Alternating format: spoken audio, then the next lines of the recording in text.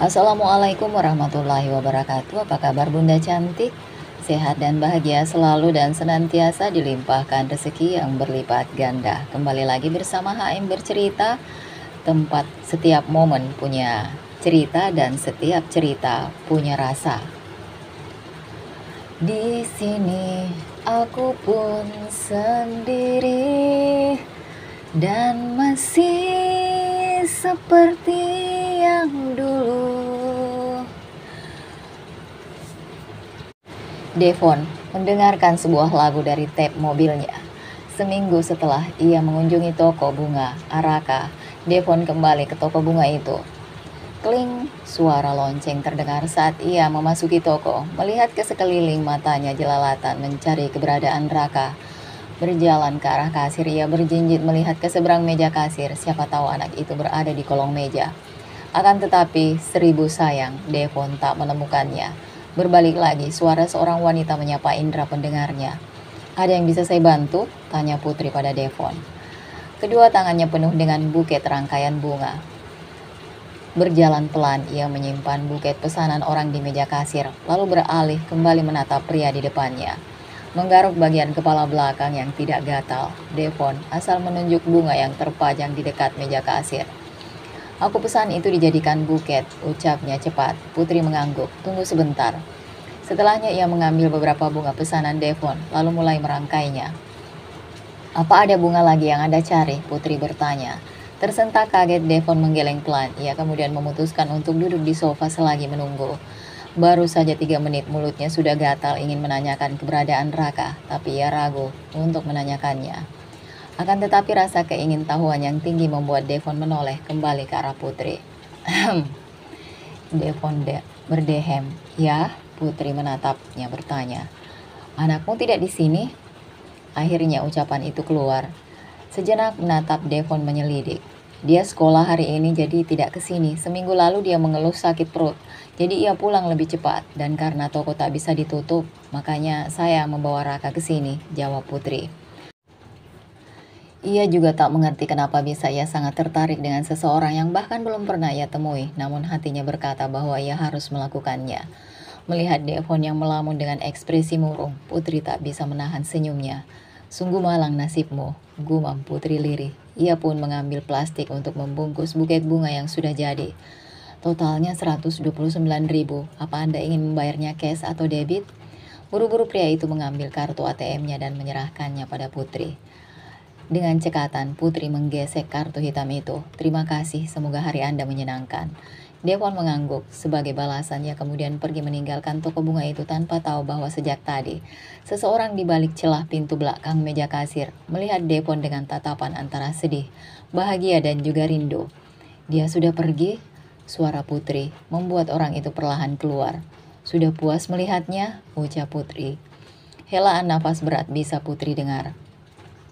"Vi, apa kamu tidak merindukan dia?" tanya Putri. "Entah kak," jawab Vivian pelan.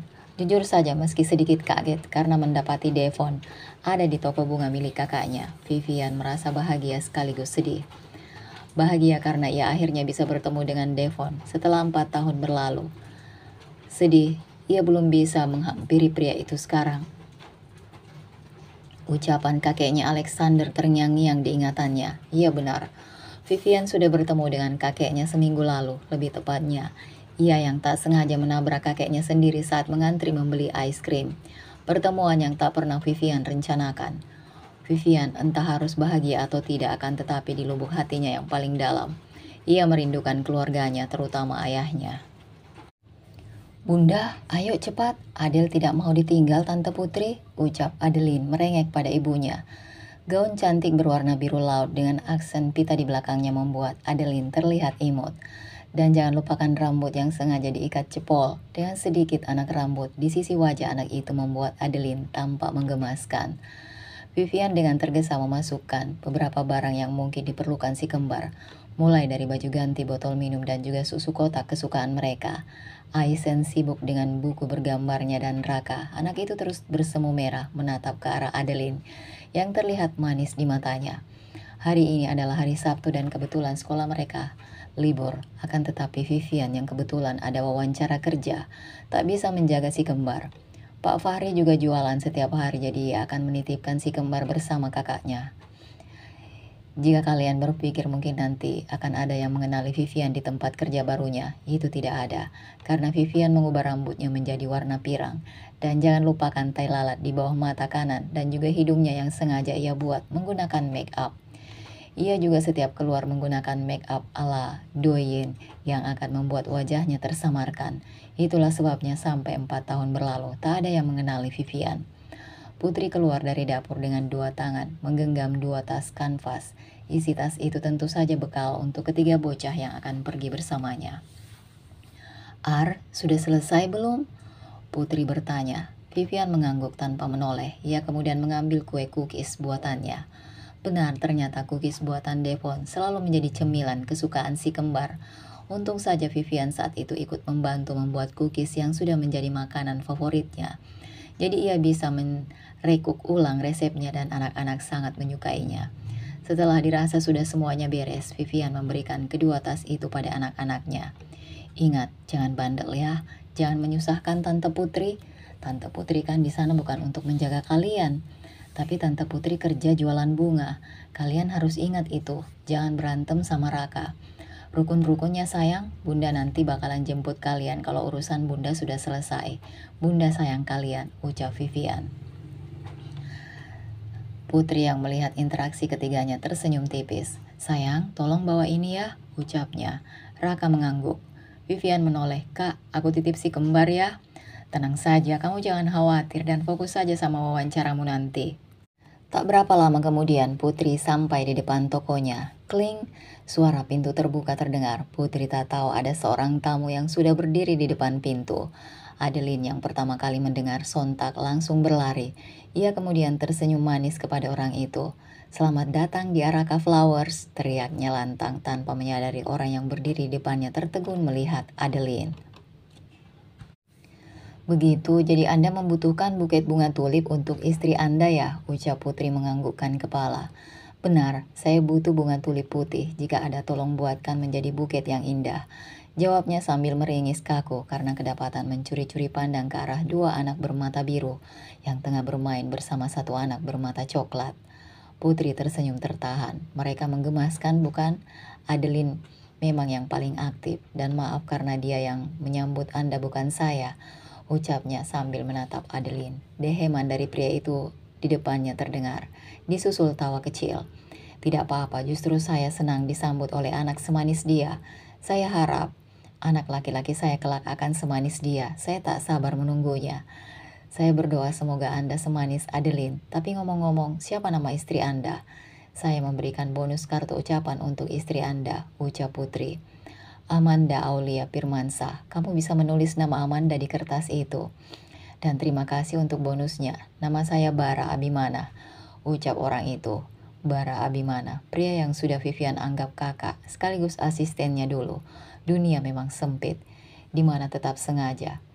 Pria itu bertemu dengan kedua anak Vivian yang ditanyakan sudah meninggal bersama ibu mereka. Sayangnya Bara tak mengetahui bahwa kedua anak Vivian dan juga Vivian masih hidup. Mereka kembar ya? Putri mengangguk. Benar, kembar beda serias. Tapi jika dilihat lebih jeli, wajah mereka sangat mirip, terutama kedua pasang mata birunya. Sangat indah bukan? Ucap Putri. Bara hanya bisa mengangguk. Dan jangan lupakan senyum Adeline yang mengingatkan dirinya akan seseorang yang ia rindukan. Sungguh senyuman itu sangat mirip sekali. Ya, sangat mirip karena dia anak Vivian. Bara. Helaan napas berat keluar dari bibirnya. Apa saya juga bisa memesan bunga mawar putih untuk dijadikan buket? Tentu saja boleh. Apa Anda juga ingin diberikan kartu ucapan? Jika bisa saya ingin, sayangnya tidak bisa. Putri yang mengerti maksud Bara terdiam. Ia tak bicara lagi dan memilih mengamati kembali ketiga anak yang sibuk dengan dunia mereka. Vivian berlari tergesa-gesa menuju ke halte bus. Peluh keringat mengalir di pelipisnya. Raut wajahnya terlihat panik. Hati wanita itu sangat kalut. Tiba-tiba saja ia mendapat kabar buruk saat sedang sesi wawancara kerja. Adeline hampir terserempet motor saat sedang ingin pergi membeli es krim di seberang toko bunga Araka. Putri tak menjelaskan lebih detail. Wanita itu hanya mengatakan bahwa Adeline sudah diobati di klinik samping toko Araka. Meski begitu, hati seorang ibu tak bisa dibohongi. Vivian meruntuki sifat cerobohnya. Terbiasa menjadi bos membuat Vivian kadang lupa untuk tak bersikap semaunya. Sampai di halte bus, Vivian berjalan ke sana kemari seperti setrikaan. "Maaf mbak, apa Anda bisa duduk saja?" Vivian buru-buru menunduk meminta maaf. "Maafkan saya. Busnya sudah datang, ayo." Vivian linglung hanya menurut saja. Sementara gadis tadi duduk di ujung bus, tersenyum tipis. "Kenapa busnya lama sekali?" Gumam Vivian merasa bahwa laju bus sangat lambat. Ia tak akan mengampuni dirinya sendiri jika luka Adeline sangat parah. Butuh 30 menit untuk sampai di halte dekat toko bunga Araka. Suara teriakan si supir pun ia tulikan. Adeline itu adalah hal penting saat ini. "Sayang, maafkan bunda." "Maafkan bunda," racau Vivian seraya mengecupi pipi Adeline. "Bunda," Adeline berucap pelan. Isak tangisnya semakin kencang di dalam pelukan ibunya. "Maafkan bunda. Apa ada yang sakit sayang? Katakan pada bunda." Matanya menyenduh saat mendapati luka di kening dan juga siku Adeline. Dengan pelan ia memeluk kembali tubuh Adeline. "Vivi," panggilnya lirih penuh akan kerinduan di dalam panggilannya. Seseorang yang sejak tadi terdiam bak patung akhirnya bisa bergerak. Mulutnya keluh seolah sesuatu tersangkut di tenggorokannya. Mata coklat itu bergetar hebat, diiringi dengan bulir-bulir air mata yang turun tanpa diminta. Tubuh Vivian menegang, ia sontak menoleh ke arah suara. Keduanya sama-sama terdiam dengan pikiran masing-masing.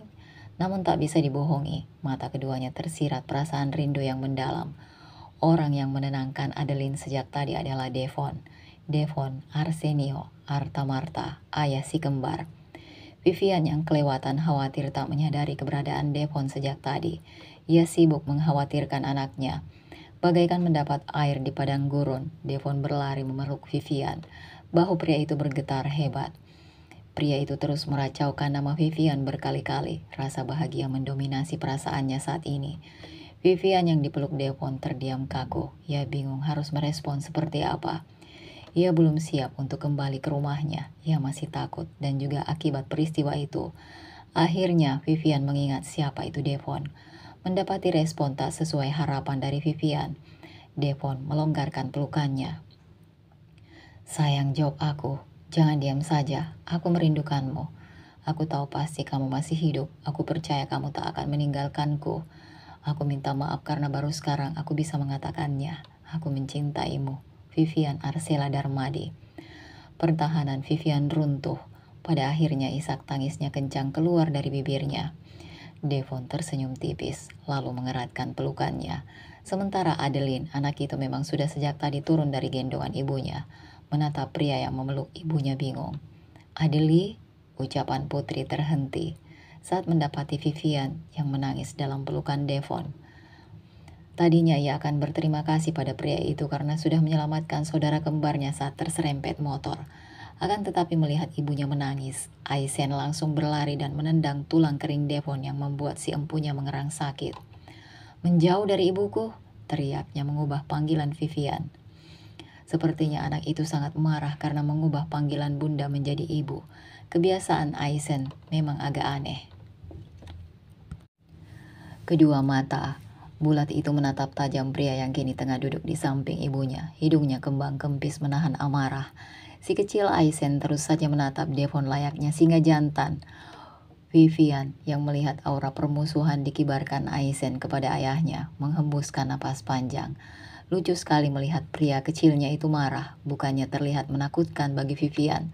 Aisen sangat menggemaskan layaknya bayi singa yang takut makanannya diambil orang lain. "Aisen, apa kamu tidak merindukan ayahmu?" ucap Vivian. Mata Aisen sontak mengerjap, bingung. Ayah? Tentu saja ia merindukan sosok ayah. Selama ini Vivian selalu menceritakan bahwa ayah mereka sedang bekerja ke luar negeri dan belum tentu kapan ia akan kembali. Karena keluarga Darmadi yang mempunyai banyak musuh membuat keluarga itu harus waspada setiap saat. Adeline yang ikut bingung menatap ibunya, penasaran. "Siapalah dia ayah kalian?" ucap Vivian. Kedua pasang netra berwarna biru laut itu membulat sempurna. Devon nyaris saja beranjak dari sofa karena merasa gemas dengan kedua anaknya. Perasaan hangat menyeruak. masuk ke dalam relung hati Devon, membalas pelukan Adeline. Pria itu melirik Aizen yang masih diam. "Datang pada ayah, boy," ucap Devon dengan lembut. Tangan satunya ia rentangkan, menyuruh Aizen untuk ikut berpelukan. "Pergilah," tambah Vivian. Detik berikutnya Aizen langsung berlari dan ikut menenggelamkan kepalanya di ceruk leher ayahnya. Pelukan dari sosok ayah yang selama ini ia inginkan akhirnya terkabul juga. Ia tak akan lagi diejek oleh teman-temannya karena tidak memiliki ayah. Darah kental Darmadi sepertinya sudah mendarah daging di tubuh anak itu. Ya, keturunan Darmadi memang lebih mengerikan daripada keturunan yang lainnya. Itulah sebabnya musuh mereka banyak. Darmadi tak akan segan melenyapkan siapapun yang menghalangi jalan mereka. Secara Aizen adalah cucu Rinaldi, Amata Darmadi, salah satu keturunan Darmadi yang paling kejam. Pria itu bahkan melebihi ayahnya Alexander Raihan Darmadi. Vivian menatap ketiga anaknya dengan perasaan haru. Takdir memang tak bisa ditebak. "Sayang," panggil Devon menyuruh Vivian untuk bergabung. "Ibu, jadi paman yang kemarin itu ayahnya si kembal ya? Pantas saja wajah mereka mirip." "Benar, pria itu ayah si kembar." "Pintar sekali anak ibu, kamu mau hadiah apa dari ibu?" ucap Putri. Menawarkan hadiah kepada Raka, berhasil membuat keluarga bahagia itu bersatu kembali. Benar, Putri memang dengan sengaja menempatkan Raka duduk bersama dengan Devon kali pertama pria itu berkunjung ke toko. Dan ya, alurnya pun sesuai, sama seperti yang ia inginkan. Putri gagal untuk pertama kali, tapi dia tak patah semangat. Sebuah motor yang entah dari mana hampir menabrak anak itu, jika saja Devon yang tidak kebetulan sudah berada di depan toko dengan sigap menolong Adeline. Kini keempatnya masih asik berpelukan, tanpa menghiraukan satu persatu pembeli berdatangan ke toko bunga Araka. Pria bernama lengkap Devon Arsenio itu terlihat senyum-senyum sendiri. Terhitung sudah 30 menit berlalu, sejak sekembalinya ia ke kantor. Aura atasannya terlihat cerah sekali. Bara selaku asisten Devon mengernyit heran melihat tingkah laku pria itu. "Maaf jika saya mengganggu ketenangan Anda, tapi saya memerlukan tanda tangan Bapak," ujarnya. Terlihat pria itu salah tingkah, merasa malu karena ketahuan bersikap konyol di depan Bara. Untung saja yang melihatnya Bara, bukan si Rorsela gadis pecicilan itu. Berdehen menetralisir suasana yang agak canggung. Devon mengambil semua berkas dari Bara. Binar bahagia di mata coklat itu tak luput dari penglihatan jeli Bara. Selama 4 tahun ia bekerja bersama Devon. Ia tentu tahu setiap detail pria itu. Entah apa yang membuat Devon bahagia. Merasa ada yang mengamatinya. Devon mendongak menatap bingung Bara yang masih berdiri di tempat yang sama.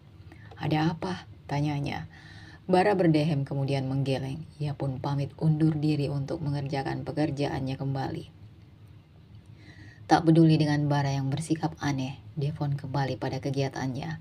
Sejenak ia melirik ponsel yang terdapat wallpaper foto dirinya, Vivian, dan juga si kembar. Senyumnya mengembang tatkala ia ingat nanti malam mereka akan makan malam bersama di rumah yang selama ini Devon rawat. Sepenuh hati, takut-takut Vivian kembali pulang. Meski awalnya sedikit ragu mengingat bahwa wanita itu sudah dinyatakan meninggal. Akan tetapi semua yang Devon lakukan tak sia-sia. Akan tetapi Devon tentu saja bisa mengenali Vivian meski wajah wanita itu tertutupi make up. "Aku tak sabar ingin bertemu denganmu lagi sayang," ucap Devon tersenyum tertahan. "Apa kalian bisa menjelaskan?" ucapnya menatap tajam keduanya. Lain halnya dengan Devon yang tengah berbunga-bunga. Kini Vivian menatap malas kedua anaknya yang berlumuran tanah. Adeline beringsut takut bersembunyi di balik punggung Aizen kakaknya. Tubuh ketiga anaknya penuh dengan lumpur basah dan kering. Sandal Adeline bahkan sudah hilang satu.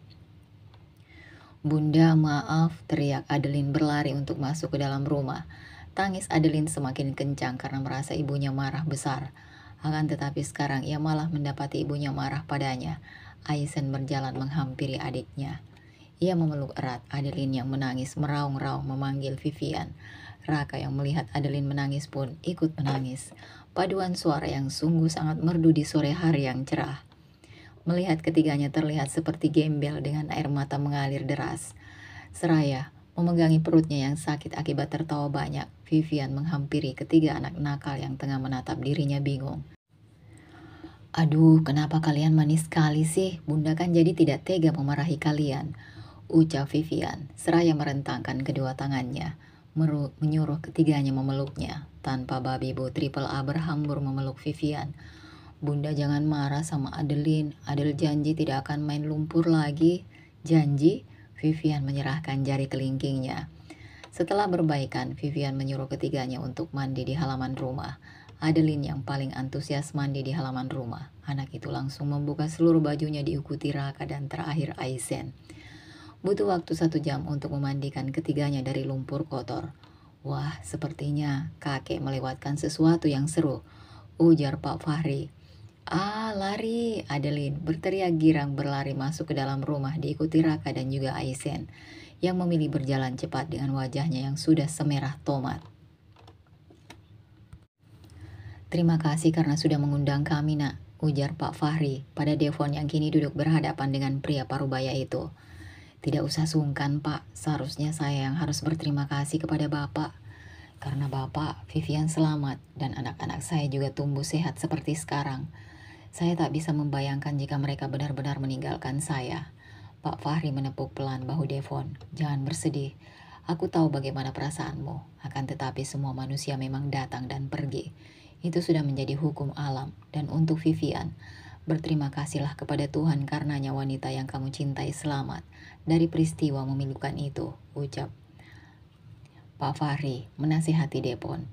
Dulu, ia pernah berada di posisi yang sama, kehilangan istri yang ia cintai. Bedanya istri Pak Fahri sudah benar-benar meninggal, tepat di depan matanya. Lain halnya dengan nasib Devon yang masih berikan keajaiban oleh Tuhan.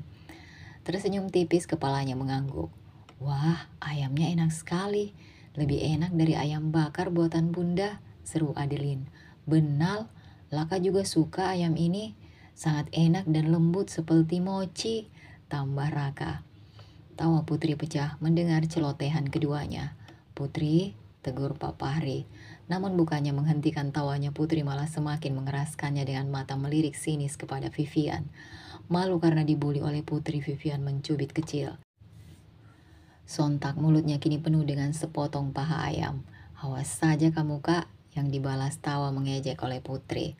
Maaf nak Devon, mereka memang sering seperti itu. Devon terkekeh kecil, ia menggelengkan kepala. Tidak apa-apa, Pak, saya merasa terhibur melihatnya. Biasanya saya makan sendirian setiap hari, tapi sekarang beda dari hari lainnya. Saya senang dan terima kasih, Pak, lanjutnya seraya tersenyum. Kegiatan makan malam kali ini berakhir dengan perasaan hangat. Devon menyuruh Pak Fahri untuk menginap saja malam ini. Awalnya pria parubaya itu sedikit ragu, tapi melihat cucu kandungnya Raka berengek, ingin menginap di rumah Devon, maka ia hanya bisa pasrah. Mereka memutuskan untuk tidur bersama di ruang tamu yang cukup besar. Itu adalah ide si manis Adeline. Hari ini ia membuat bekal ayam katsu dengan saus barbeque, serta tak lupa dimsum sayur sebagai pelengkapnya. Ia tak mau anak-anak hanya makan lauk tanpa adanya sayur. Apa sudah selesai? Tanyanya pada Vivian yang sepertinya sudah hampir selesai. Melihat tinggal sesuap lagi nasi di piring. Semuanya sudah selesai. Ayo kita pergi sekolah, ucap Vivian pada ketiganya. Mereka mengangguk bersamaan. Lalu Devon memberikan tas berisi bekal pada Vivian. Mobil berwarna hitam berhenti tepat di depan Vivian yang menunggu. Devon keluar mobil lalu membukakan pintu, menyuruh ketiga anak manis itu masuk. Setelahnya ia buru-buru masuk ke dalam mobil dan menyalakan mesinnya. Siapa orang tua murid yang mempunyai mobil semewah itu? Karena sekolah si kembar bukan sekolah elit, hanya sekolah biasa yang murid-muridnya bukan anak pejabat. Seorang pria dengan setelan jas hitam turun membuka pintu samping mobilnya. Vivian keluar dari mobil dan disusul si kembar juga Raka. Aizen tersenyum menyeringai melihat sekumpulan anak-anak yang berdiri tak jauh darinya menatap kaget ke arahnya. Kalian tak akan bisa lolos dariku, ucapnya tanpa suara. Kamu bisa langsung pergi bekerja, Dev. Aku akan mengantar anak-anak masuk, ujar Vivian. Tidak, anak-anak mengekori kedua orang tuanya. Aizen melirik sinis saat melewati sekumpulan anak-anak yang selalu mengejeknya. Kalian bisa lihat, dia ayahku, ucapnya pelan dengan seringai lebar di wajah imutnya. Satu anak terjatuh karena Aisen dengan sengaja menyenggol bahu anak bernama Jiko. Anak itu adalah anak paling nakal di sekolah. Ia merupakan ketua sekumpulan anak-anak bermasalah yang suka membuli anak lain. Meskipun umur mereka baru 6 tahun, bahkan ada yang masih 5 tahun, akan tetapi jika mendapat ajaran yang salah dari kedua orang tua mereka, tak serta-merta pasti menjadikan pribadi buruk dalam diri mereka. Si kembar dan juga Raka memang yang paling muda di antara anak-anak sekolah itu. Dan jelas itu membuat mereka kadang dibully karena tak punya ayah. Paling gilanya mereka pernah mengurung Adeline di kamar mandi sekolah selama jam pelajaran. Guru di sana percaya, tentu saja mereka percaya karena tak mungkin anak kecil berbohong. Akan tetapi pada kenyataannya, ekspektasi tidaklah sesuai realita. Untung saja Raka saat itu izin ke toilet. Jadi saat melihat Adeline menangis lalu memeluk dirinya erat, Raka langsung melaporkan permasalahan itu pada guru. Sayang 1000 sayang guru di sana tak percaya. Kenapa? Karena sebelum Raka mengadu, ada satu anak yang mengadu bahwa Adeline bolos dan itu adalah karma Adeline karena berani bolos di jam pelajaran. Sungguh guru tidak kompeten dan bodoh. Selalu saja ada guru yang tidak bertanggung jawab pada muridnya di setiap sekolah. Jiko adalah dalang di balik semua itu. Jika Isen tahu bahwa ibunya adalah seorang pewaris Dharma di grup, mungkin ia akan dengan senang hati menyuruh ibunya untuk menutup sekolah detik itu juga. Dan jangan lupakan tentang ayahnya yang seorang pewaris tunggal kekayaan Artam-Arta. Kembali pada Jiko yang sudah menangis kencang. Semua murid dan juga orang tua mereka yang mengantar berhamburan menghampiri anak itu. Aisen, apa yang kamu lakukan? Kenapa sengaja membuat Jiko jatuh? Ayo jawab ibu. Dengan benar Aisen, ucap Runala. Aisen tak takut, ia malah membusungkan dadanya. Mirip sekali dengan Renaldi sang kakek. Melihat respon Aisen, Runala mencengkram pergelangan lengan anak itu dengan kencang. Kamu, tunjuknya geram. Apa yang tengah Anda lakukan? Tanya dingin Devon. Seraya balik mencengkram lengan si guru. Tak kalah erat, bahkan lebih erat. Runala meringis kesakitan. Jawab saya, Bu Guru yang terhormat. Devon semakin erat. Ia tak melepaskan seseorang yang dengan berani terang-terangan menyakiti anaknya. Seringai lebar tercipta kala ia melihat ibu dari anak yang membuat adiknya jatuh sakit kesakitan dengan raut wajah memerah. Double kill. Gumam Aisen pelan nyaris tak terdengar. Hatinya tertawa bahagia merasa senang karena bisa berhasil membalaskan dendamnya pada orang-orang yang berani menyakiti Adeline. Siapa yang menyuruh mereka menyakiti Adeline, maka ia akan membalasnya berkali-kali lipat. Sifat kejam Darmadi sudah keluar rupanya. Di dalam sebuah mobil hitam berplat B yang terparkir di seberang sekolahan, Alexander tersenyum melihat kepergian keempatnya. Mereka masuk ke lobi yang langsung disambut oleh Kinan, petugas resepsionis. Selamat datang Pak Devon, ucapnya seraya membungkuk hormat. Matanya melirik sekilas pada kedua anak yang berada di gendongan atasannya, serta seorang wanita cantik di samping Devon. Apa ini? Apakah atasannya itu kepincut janda anak 3? Kinan mendesah kecewa dalam hati karena selera atasannya ternyata seorang janda anak 3, bukan perawan tinting seperti dirinya. Pupus sudah, ia yang berharap bisa menggait hati sang atasan. Di ujung lorong, sepasang mata menatap tajam penuh kebencian kepada Vivian yang tengah tersenyum manis, di samping Devon yang juga menatap Vivian lembut. Ayah, kita ada di mana? Adeline mendongak menatap ayahnya. Binar di mata anak itu tampak cerah. Sejak tadi ia hanya diam seraya berdecak kagum, melihat-lihat ruangan yang mereka lewati. Ada banyak pasang mata menatap penasaran kepada mereka. Para staf perusahaan menebak apakah bosnya diam-diam menikah tanpa sepengetahuan mereka, lalu memiliki 3 anak sekaligus. Penyamaran kembali berhasil. Semua staf yang mengenal dirinya sebagai Vivian Arcela tidak menyadari bahwa ia adalah Vivian. Sampai mereka sudah di depan pintu ruangan Devon pun tak ada yang mengenali dirinya. Bara sontak berdiri memberi hormat kepada atasannya. Matanya membulat sepersekian detik. Bukankah mereka adalah si kembar dari toko bunga Araka dan anak si pemilik toko bunga itu? Bagaimana bisa ketiga anak itu bersama Devon sekarang? Dan seseorang yang sejak tadi di sampingnya membuat Bara sedikit merasa familiar. Siapa? Kenapa kamu diam? Suara Devon membuat Bara tersentak. Menepuk pelan bahunya, Devon mengangguk dan langsung masuk ke dalam ruangannya disusul Vivian yang tengah menatap Bara dengan tatapan rindu. Aku merindukanmu Kak Bara. Setelah mereka masuk, Bara menatap pintu tertutup di depannya dengan perasaan aneh. Araka sudah duduk manis di atas sofa dengan mata berbinar melihat sekelilingnya. "Makanlah yang kalian suka, ayah hanya punya ini," ucap Devon. Ia harus berterima kasih kepada Bara yang selalu menyetok makanan di kulkasnya. Anak-anak langsung berhamburan mengambil cemilan yang mereka suka, kemudian memakannya bersama. Vivian duduk dalam diam. Hatinya menghangat saat mengetahui bahwa Devon selama ini begitu menjaganya. "Sayang, apa kamu mau cemilan juga?" "Tidak," tatapannya tak beralih terus menatap pria di depannya. Setelah tinggal satu jengkal, Vivian menengok ke belakang. Blush, pipi Devon sontak memerah sampai ke telinga mendapatkan ciuman mendadak di pipi. Dengan secepat kilat, pria itu mencium sekilas bibir Vivian. "Manis, rasanya masih sama," Vivian tersenyum hangat sebagai balasan. Sudah terhitung 5 tahun mereka tak melakukan kontak fisik se-ekstrim ini, lagi pula selama hamil si kembar. Cinta mereka baru saja tumbuh. Sepasang dua manusia yang tengah memadu kasih itu saling melemparkan senyum manis mereka.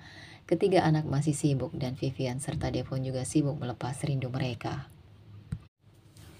Tanpa keduanya sadari sedari tadi Rosella, si pelaku pengetukan pintu, menatap Vivian penuh akan kebencian. Kedua tangannya terkepal erat di sisi tubuhnya. "Apa kau akan tetap di sana berdiri tanpa melakukan apapun?" ucap Devon sinis. Bola matanya hampir saja ia putar kembali melihat Rosella yang tak kunjung mengatakan apa maksud dari gadis itu mengetuk pintu. "Maaf, mengganggu Anda, Pak. Ada beberapa berkas yang harus Anda tanda tangani." "Aku akan mengurusnya. Pergilah," ucapnya ogah-ogahan. Mengetatkan rahangnya, Rosella mengangguk sopan lalu berjalan pergi. "Apa kamu tidak mau mendatangi berkas itu terlebih dahulu?" tanya Vivian. "Nanti saja, aku masih ingin bermanja denganmu, Vivi," jawabnya sambil mencium perut Vivian yang terhalang baju. Tersenyum tipis, Vivian diam, namun tangannya sibuk mengelus rambut Devon. Pikirannya melayang ke masa lalu. Ia tak menyangka bahwa pertemuannya sepintas di acara ulang tahunnya membuat Vivian bisa seakrab ini dengan pria yang sekarang sudah menjadi seorang ayah.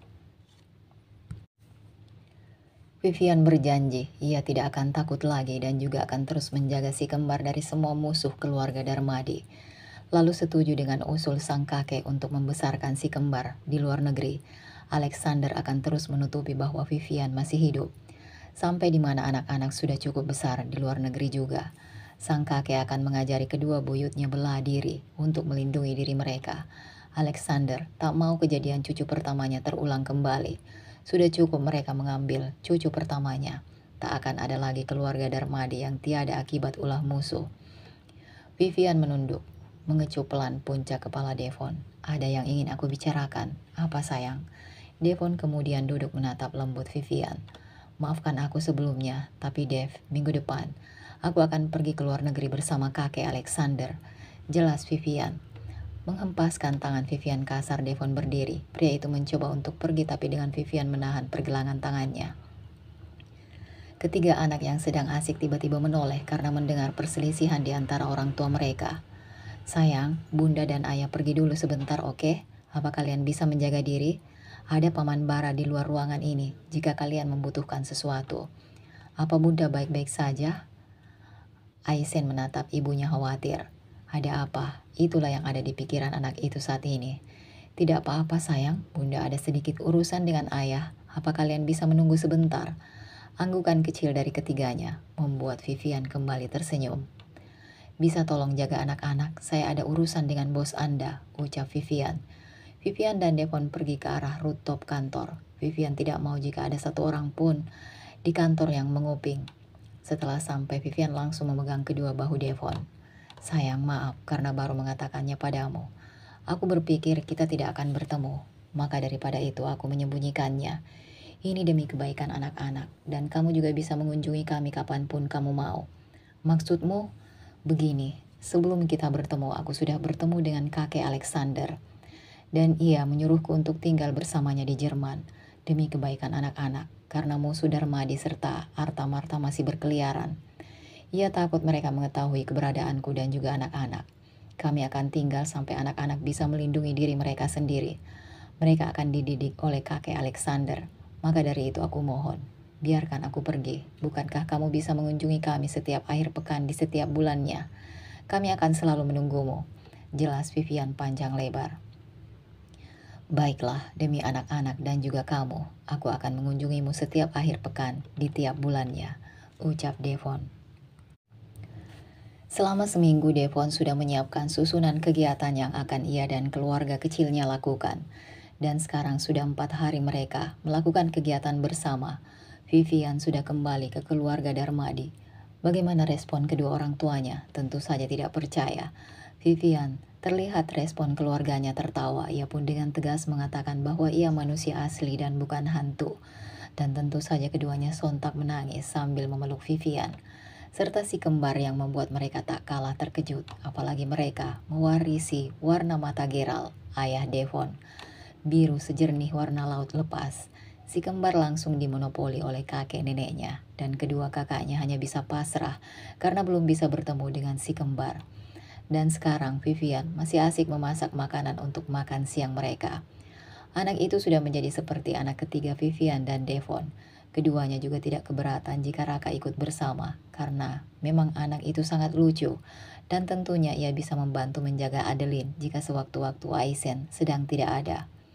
Devon sibuk dengan peralatan yang mereka butuhkan untuk acara piknik.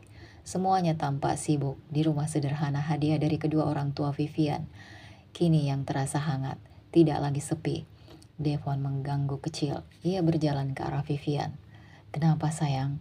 Hembusan nafas berat bisa Vivian rasakan. Kenapa? Dengan lembut Vivian bertanya. Aku masih merindukanmu.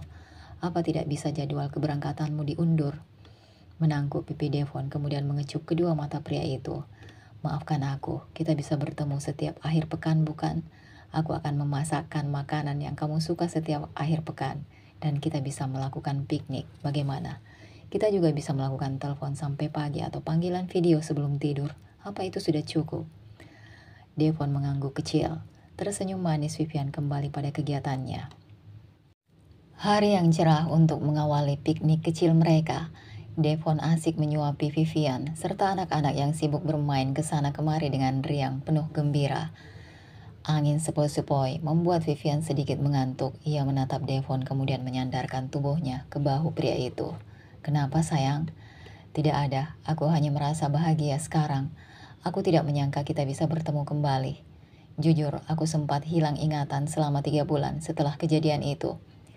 Akan tetapi Pak Fahri dengan sabar merawatku sampai aku bisa kembali mengingat semuanya. Aku sangat berhutang budi padanya.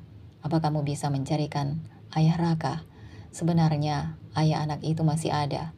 Hanya saja ia sedang berada di luar negeri untuk bekerja dan tak bisa pulang karena ia tertangkap sebagai imigran.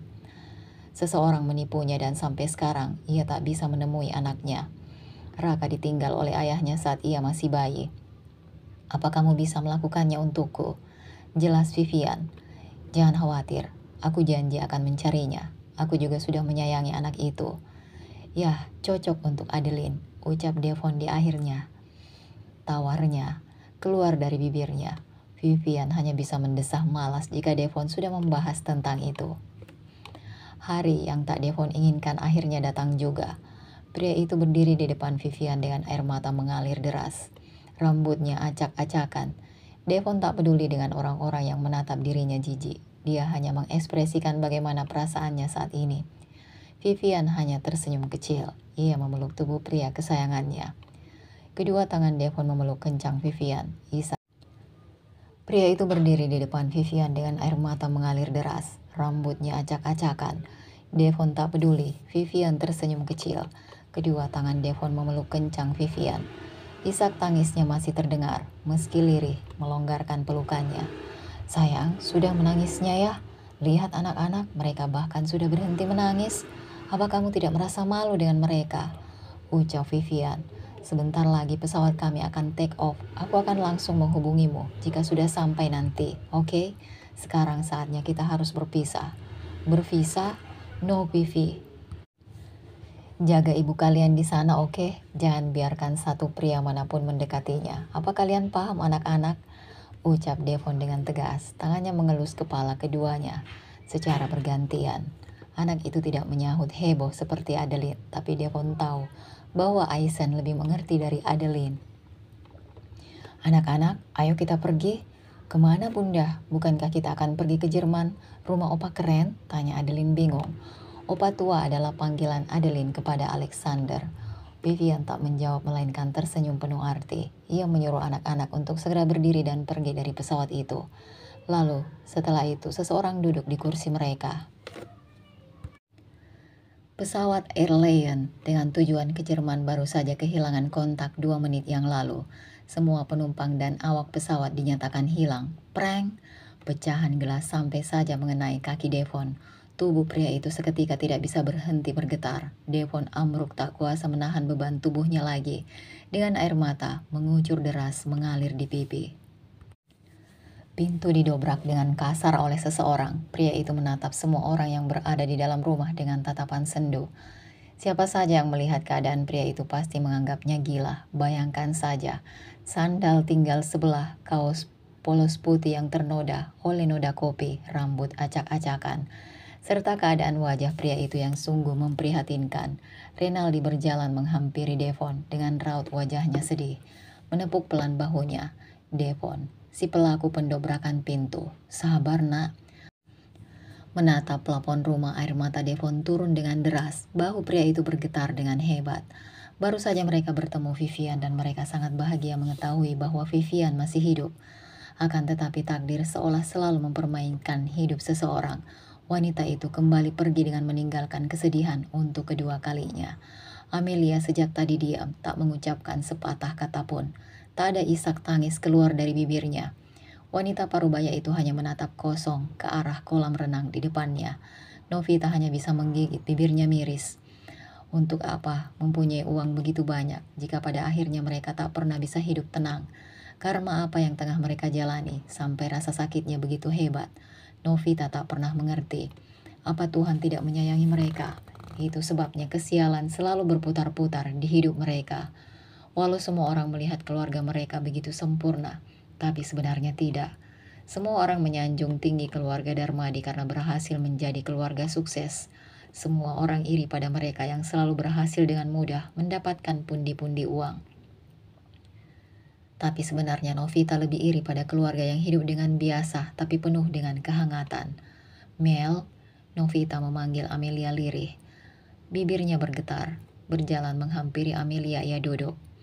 Amel, Novita berteriak saat masih mendapati Amelia masih terdiam. Amel, kumohon. Akan tetapi Amelia tak menggubris. Apa yang ia lakukan agar Amelia menangis? Novita merasa sangat putus asa. Sekarang, bahkan ayahnya tak bisa dihubungi sama sekali. Apakah ayahnya juga ikut masuk ke dalam pesawat yang sama? Jika memang benar iya, Novita mengutuk namanya sendiri karena membiarkan ayahnya pergi dengan perasaan benci yang ia layangkan untuk sang ayah. Ia tak benar-benar membenci ayahnya demi Tuhan. Renaldi menatap istrinya sendu. Ia tak bisa melakukan apapun sebagai seorang suami.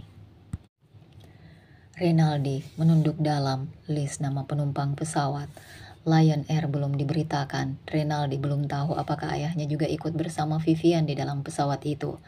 Karena Alexander pernah mengatakan padanya jika ia akan ikut naik pesawat bersama Vivian dan si kembar. Suara berita di TV membuyarkan lamunannya. Renaldi mendongak lalu menatap tulisan kecil di layar TV itu. Kemudian ia memejamkan matanya erat dengan kedua tangan terkepal erat di kedua sisi tubuhnya. Apa aku boleh tertawa? Ucap seorang gadis menatap layar TV dengan raut wajah bahagia. Terlihat begitu jelas. Mata coklat Rosella bersinar cerah. Tidak sia-sia aku melakukannya. Maafkan aku. Aku tak bermaksud membuat kalian juga ikut mati. Salah kalian sendiri yang ikut menaiki pesawat itu bersama si Jalang. Tidak tahu diri yang mencoba merebut apa yang aku miliki, lanjut Rosella. Gila. Iya, Rosella menjadi gila karena menyukai seorang Devon. Bagaimana ia, yang seorang gadis biasa saja bisa melakukannya? Tentu saja bisa. Karena Rosella adalah anak haram dari seorang pejabat tinggi yang berpengaruh. Ia bisa melakukan apapun asalkan tidak membeberkan jati dirinya kepada publik. Rosella duduk dengan kaki kanan ditumpangkan ke kaki kirinya. Tangan kanannya mengambil gelas wine, meneguknya pelan. Ketukan pintu membuat ia menoleh. Decihan kecil sontak keluar dari mulutnya. Seseorang membuka pintu. Pria parubaya dengan setelan jas hitam menatap Rosella datar. "Apa kamu sudah puas sekarang?" ucap pria itu pada Rosella. Memiringkan wajahnya, Rosella tersenyum kecil. "Iya, ayah." Ayah Rosella menghela nafas berat, kemudian memijat pelipisnya yang berdenyut sakit. Sungguh ia merasa lelah dengan kelakuan anak perempuannya. Sudah berapa kali Rosella meminta dirinya untuk melakukan kejahatan. Tidak terhitung, akan tetapi ia bisa apa? Anaknya sama seperti dirinya. Mungkin lebih tepatnya Rosella adalah versi perempuannya. Ia merasa gagal menjadi seorang ayah karena mewariskan sifat jeleknya pada Rosella. Meskipun Rosella adalah anak yang tak diinginkan oleh ibunya sendiri. Akan tetapi Rosella adalah anak kesayangannya. Ia akan menuruti semua kemauan anak itu karena berharap Rosella bisa seperti ibunya yang baik. Ya, Seino hanya bisa pasrah sekarang menerima sebab akibat yang ia lakukan dulu. Tapi kali ini Rosella sudah gila, membuat puluhan orang tak berdosa kehilangan nyawa mereka karena dendam gadis itu. Seino memejamkan mata lalu pergi meninggalkan Rosella yang masih setia menatap layar TV dengan raut wajah bahagia. Berita tentang menghilangnya pesawat Lion Air membuat semua orang berduka. Mereka yang bukan keluarga korban pun merasa sedih dengan tragedi mengerikan itu. Bahkan karangan bunga di depan bandara sebagai bentuk penghormatan terakhir kepada korban. Keluarga Darmadi pun turut berduka atas menghilangnya Alexander Raihan Darmadi. Rinaldi sebagai anak laki-laki dari Alexander dan sekaligus penerus Darmadi Group. Sekarang tengah berdiri tegap menatap lurus ke depan. Mereka kini sedang berada di rumah duka untuk memberikan santunan kepada para keluarga korban yang ikut menghilang bersama ayahnya. Pria itu terlihat berbeda kali ini. Bukan memakai jas berwarna hitam. Ia malah memakai jas berwarna putih dan Amelia yang berada di sampingnya memakai gaun putih dengan rambut digelung rapi. Raut wajahnya terlihat datar, sedangkan Devon sangat memprihatinkan. Ia duduk termenung di pojok ruangan. "Maafkan aku, Ibu," ucap Didi Ali Darmadi, anak kedua Novita. Maka dari itu, Didi pulang dengan menemani sang ibu. "Aku yakin Vivian dan kakek tua bangka itu masih hidup. Ibu jangan khawatir," ucap Divi sambil tersenyum manis menatap sang ibu. "Dasar kurang ajar." Dengan cepat Novita memukul bahu Divi dengan keras, membuat si empunya meringis kesakitan. Divi memutar bola matanya malas, kemudian ia beralih menatap Devon, yang duduk dalam diam dengan tatapan sulit diartikan. "Terima kasih untuk semuanya yang telah menyempatkan diri untuk datang ke acara ini. Saya Rinaldi, turut berduka atas berpulangnya ayah, ibu, suami, anak, cucu dan juga mungkin kakek kalian," ucap Rinaldi kepada semua orang yang hadir di acara bela sungkawa yang pria itu adakan. Rinaldi mengambil nafas berat. "Saya tahu kalian pasti merasa jika apa yang terjadi sekarang adalah sebuah mimpi. Akan tetapi takdir memang tak bisa ditebak. Saya juga merasa bersedih karena ayah saya menjadi salah satu korban dalam kecelakaan pesawat itu yang menewaskan 120 orang termasuk pilot dan co-pilot." Suara Rinaldi nampak gemetar. Bagaimana bisa ada orang gila yang sengaja menyabotase pesawat yang akan lepas landas 10 menit kemudian? Rinaldi tak habis pikir dengan orang itu, menoleh pada Amelia. Rinaldi kemudian ikut mengangguk. "Semoga semua orang yang menjadi korban ditempatkan di surga yang indah. Terima kasih." Setelah mengatakan itu, Rinaldi turun dari podium. "Kak," ucap Rinaldi lirih. Bahunya sedikit bergetar, tapi Rinaldi berusaha untuk tak menangis. Ia harus tegar. Di paling ujung ruangan, Rosella tersenyum manis menikmati pemandangan yang menurutnya sangat indah. Rosella tak menyangka jika satu keluarga Rinaldi menjadi korban atas kejahatan yang ia lakukan. Gadis itu awalnya kaget dan sedikit takut, akan tetapi karena dendam dan rasa benci kepada Vivian, membuat Rosella tak memperdulikan apapun. Bahkan seorang Darmadi pun tak masalah baginya sekarang. Yang terpenting wanita itu sudah mati. Ya, Rosella sudah di tahap gila. Ayah Rosella ikut berkabung di acara yang dibuat Rinaldi. Sebagai seorang pejabat, ia harus ikut ke dalam acara-acara yang mungkin akan membuat pamor dirinya naik. Senino melangkahkan kakinya menghampiri Rinaldi. Raut wajahnya terlihat sedih. "Ayolah, siapa yang tidak takut dengan keluarga Darmadi? Bahkan sampai sekarang Darmadi masih berdiri tegak di tengah-tengah lautan musuh yang semakin banyak." Dan Seino tak mau jikalau ada yang mengetahui bahwa pelaku sebenarnya yang menyebabkan pendiri Darmadi Group tiada adalah dirinya. Ia sekarang seperti sekarat tapi tak mati-mati. turut berduka cita. Pak Rinaldi, Senio dengan hati-hati berbicara. Terima kasih sudah datang, Sen.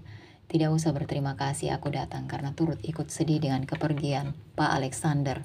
Beliau sangat baik kepada aku dan aku juga sangat kaget mengetahuinya. Semoga beliau ditempatkan di surga kelak. Apa ada sesuatu yang salah di wajahku? Senino berdehem kaku dengan tangan memegang leher belakangnya. Rinaldi diam tak menjawab. Kali ini ia malah menatap Senino intens. Sampai-sampai pria itu salah tingkah.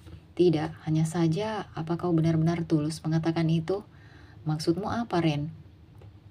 Tubuh tegap yang sangat familiar serta senyum tipis yang terkesan angkuh. Apa kamu sudah mengerti, Sen? Rinaldi kembali bertanya. Rahangnya mengeras dengan kedua tangan terkepal. Serta Novita yang ikut tersenyum dan Divi menatap malas ke arah Senino yang kini terdiam kaku dengan keringanan bercucuran di pelipisnya. Kena kau, ucap Divi pelan tanpa suara. Selamat malam semuanya, suara yang tampak familiar terdengar di atas podium. Semua orang yang berada di ruangan sontak menoleh ke atas podium. Mata mereka terbelalak bersamaan kaget melihat siapa yang berdiri di atas sana. Seorang wanita yang selama ini mereka kira sudah meninggal kini berdiri dengan senyum khasnya. Tak terkecuali dengan pria di pojok ruangan yang menatap Vivian kaget, bingung, sedih dan bercampur bahagia. Vivian, wanita itu tetap tersenyum manis menatap ke arah kerumunan orang-orang. Kalian pasti kaget melihat saya masih hidup, akan tetapi faktanya memang saya masih hidup. Dan kakek saya tercinta pun masih hidup. Kek, kemarilah. Vivian menoleh ke belakang. Alexander dengan santai berjalan menuju cucunya. Kau, kenapa bisa Anda masih hidup sedangkan keluarga kami mati? Itu tidak adil. Rasa sakit akibat ditinggal suaminya membuat wanita berusia 30 tahun itu memutuskan rasa takutnya. Wajahnya memerah menahan marah. Merasa Tuhan tidak adil kepada hambanya. Alexander hanya tersenyum. Kemudian berjalan menghampiri wanita itu. Mereka baik-baik saja dan suamimu ada di belakangmu. Lihatlah, ucap Alexander. Wanita tadi menggeleng kuat. Ia tak percaya, akan tetapi melihat sikap Alexander yang lembut membuat ia menoleh ke belakang. Dan ya, semua penumpang pesawat yang dinyatakan hilang kini berdiri di belakang para keluarga korban. Semuanya sontak menangis bersama dan saling berpelukan. Alexander tersenyum tipis melihatnya, kemudian matanya menajam. Saat ekor matanya melihat ke arah Senino yang kini tengah berdiri kaku, serta Vivian yang kini sudah berada di depan Rosella yang berontak dalam kungkungan Divi. Lepaskan, dasar jelong brengsek, kenapa kamu tidak mati? Teriak Rosella. Kewarasan gadis itu seperti sudah menghilang. Rosella terus berontak, cengkraman Divi sangat kencang. Pria itu hanya tersenyum menikmatinya. Salah Rosella karena berani menyakiti anggota keluarga Darmadi, terutama Vivian. Ia adalah sepupu favorit Divi Ali. Kau yang jelong bitch, bukan sepupuku, ucap sinis Divi. Ia semakin mencengkram pergelangan tangan Rosella. Sudahlah, lepaskan Divi, kakek yang akan mengurusnya, ucap Vivian. Tidak, aku yang akan mengurusnya. Suara yang Vivian rindukan akhirnya terdengar. Aku merindukanmu sayang, Devon memeluk erat Vivian. Aku juga sangat merindukanmu, anak-anak juga merindukanmu. Woi, jika kalian ingin bermesraan setidaknya kalian harus tahu tempat yang tepat. Jangan di sini, membuatku mual saja, protes Divi yang merasa jengah. Bilang saja iri, ejek Vivian dengan senyum mengejek. Teriakan Rosella mengundang tatapan bingung dari beberapa orang. Kalian bisa lihat dia, gadis ini adalah darang dari kecelakaan pesawat yang terjadi saat ini.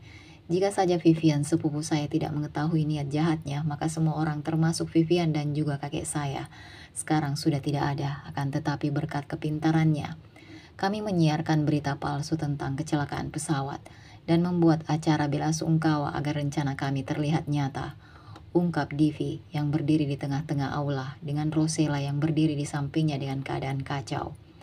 Semua orang sontak meneriaki Rosella dengan kata-kata kasar. Bahkan ada yang menghujani gadis itu dengan makanan yang tersaji di atas meja. Dasar gadis gila, apa kau masih manusia? Benar-benar seperti iblis. Wajahmu cantik tapi hatimu sungguh buruk, Nona. Teriakan cemoohan Rosella dapatkan dari semua keluarga korban. Gadis itu malah tersenyum lalu tertawa terbahak-bahak seperti orang gila. Suasana di aula duka masih berlangsung ricuh. Ada beberapa keluarga korban yang masih merasa marah atas apa yang telah dilakukan oleh Rosella. Kejahatan yang gadis itu lakukan tak bisa mereka maafkan. Alexander dan Rinaldi hanya diam melihat bagaimana brutalnya orang-orang berusaha menghakimi Rosella. Sementara Zenino, ayah Rosella, sudah kalang kabut dan berniat untuk kabur takut ditangkap polisi karena ikut andil menjadi dalang dari rencana anaknya. Mau kemana, Paman? Pertunjukannya belum selesai loh. Apa Paman tak mau ikut menikmati bagaimana gadis kecil ayah itu diseret oleh polisi? Divisi pelaku yang memegang kerah baju Zenino dari belakang tersenyum menyeringai. Lepaskan saya, Zenino berteriak ketakutan. Apakah saya bisa mengambil alih sekarang? Ucap pria bernama Reza, seorang polisi muda sekaligus teman dekat Divi. Tolong ya, jangan sampai dia mendekati lagi keluarga Darmadi. Reza hanya mengangguk, kemudian pamit meninggalkan Divi. Malang sekali nasib pria parubaya itu. Ingin hati berharap anaknya akan seperti ibunya yang berperilaku baik.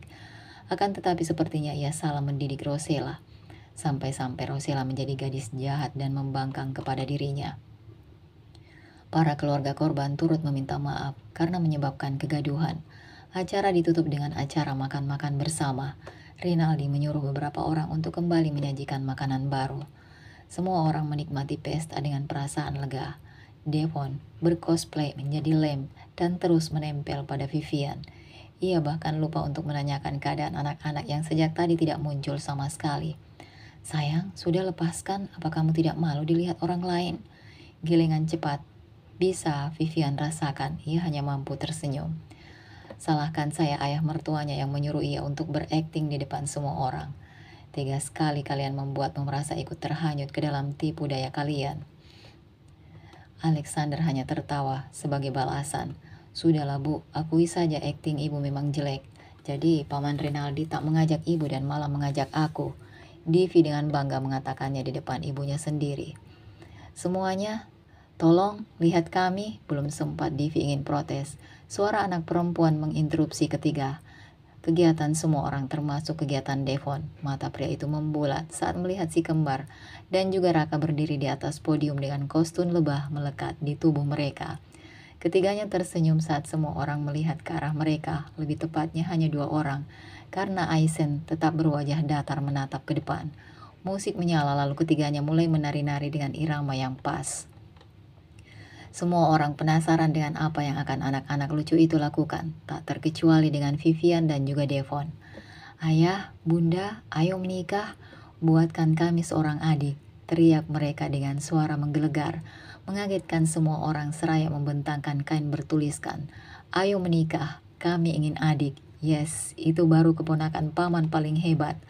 Oh shit, Divinder Ali Darmadi. Vivian berjalan dengan anggun menuju ke arah Devon yang berdiri tepat tak jauh darinya. Dalam balutan gaun pengantin yang cantik, Vivian tampak memukau. Wanita dengan dua anak itu tampak masih seperti seorang gadis belia. Rinaldi yang berada di sampingnya terus tersenyum lembut. Di samping kiri Vivian, Alexander yang biasanya berekspresi datar pun kini tersenyum cerah.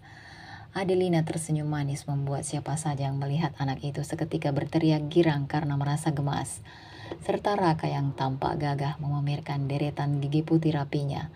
Aizen yang memakai setelan jas lengkap dengan dasi kupu-kupunya. Hari di mana kedua orang tuanya mengucapkan janji pernikahan dan hari di mana keluarga mereka utuh secara batin dan juga hukum. Aizen tersenyum lembut saat sudah berada tepat di depan ayahnya. Devon tampak gagah dengan balutan jas putihnya. Pria berstatus ayahnya itu tersenyum dan menyambut tangan ibunya dengan lembut. Aku sebenarnya tak rela jika harus menyerahkan putri kecilku kepadamu, ucap Darmadi, seraya menyerahkan Vivian kepada Devon. Pria yang sebentar lagi akan menjadi ayah mertua Devon menatap Devon dengan mata menyipit. Ayah, Vivian hampir saja menjita kepala ayahnya karena bersikap konyol di hari pernikahannya. Ayolah, ini adalah hari spesial baginya dan juga hari yang sudah lama ia tunggu-tunggu. Rinaldi sontak cemberut, lalu mengecup pelan tangan kanan anaknya. Baiklah, ayah menyerahkan. Aku serahkan Vivian kepadamu, Devon. Jangan buat putri kecilku menangis dan terluka. Jika sedikit saja aku melihat luka di tubuh putriku, aku akan membawanya pulang detik itu juga. Kamu paham kan, menantu? Lanjut Renaldi, seraya tersenyum manis. Haha, iya ayah, aku akan menjaga Vivian seperti ayah melindunginya. Ayah tak perlu khawatir, aku tak akan membiarkan kejadian seperti kemarin terulang lagi. Itu tak akan pernah terjadi. Dengan tegas Devon menjawab. Aku mengandalkanmu. Aku titip cucuku padamu, Dev. Devon mengangguk. Si kembar sudah duduk manis di kursi dengan Raka, yang duduk di samping ibunya. Pria itu tak menyangka bahwa ia bisa menyaksikan kedua pasangan itu mengucapkan janji pernikahan. Pak Fahri turut bahagia melihatnya. Amelia serta Novita tak bisa menghentikan lelehan air mata. Di ujung kursi tamu, Amanda duduk dengan raut wajah tampak masih tak percaya dengan apa yang ia lihat sekarang. Aku benar-benar masih tak percaya melihat Vivian berdiri di sana, sambil tersenyum manis dengan Devon. Di sisi seberangnya Amelia, ibu Vivian, terus mengeluarkan air mata. Aku tak bisa berhenti menangis, Kak. Amelia menoleh pada Novita. Tidak apa-apa, menangis saja. Terima kasih Bunda Cantik sudah mengikuti kisahnya hingga selesai. Sampai ketemu di kisah yang lainnya.